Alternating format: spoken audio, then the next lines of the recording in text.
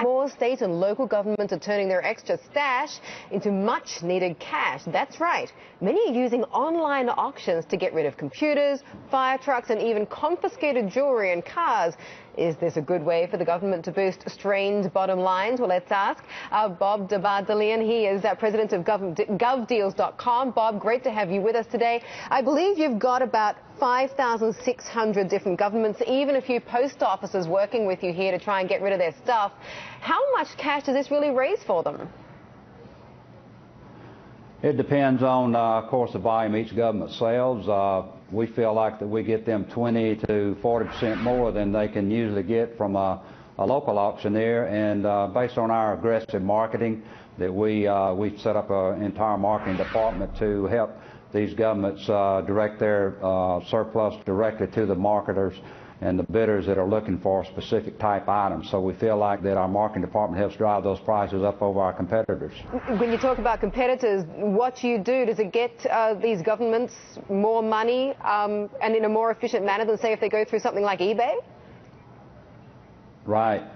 We're designed specifically for governments. We started our business back in 1999 specifically to handle government, local, city, county, state governments. They, at that time, wanted to see a system that would be a little bit more transparent for them, that would also give them the ease of use that they couldn't get on large companies like eBay, and could get a one-stop shop for all their assets, plus you know, a localized billing where they get one invoice for maybe 100 items they may sell on our site. How much so it's very convenient for them, very transparent. How much have you made for them to date, collectively?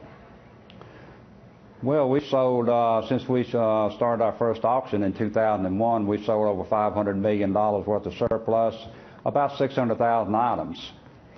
So we're doing quite well. We'll probably do somewhere between $125 million to $130 million for our governments this year. And what are some of the biggest items recently that you've sold off for these state and local governments?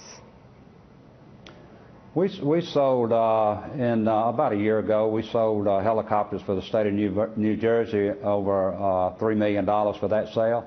And we sell a lot of aircraft, fixed-wing planes, helicopters, and of course we'll take any government's furniture and broken down vehicles. It doesn't matter what it is, and that's why we're so effective for them. They can go to us for everything they have without having to shop around for those companies who just want their big assets. What's the oddest thing you've had to auction off? I'll say that back in the early day, we auctioned off some pauper coffins, if you know what that is. Back in the early 20s and 30s, some people didn't have enough funds to actually bury their own, so the counties in Alabama offered a service of giving a coffin and free burial.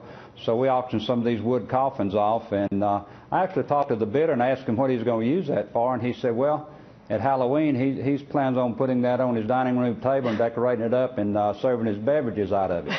I'm sure it was great for Halloween. Bob, thank you very much for that. And I was actually perusing your site myself, and I rather fancied a nice yellow school bus starting at $1,500 start bid. There are a lot of bargains out there. Thanks very much.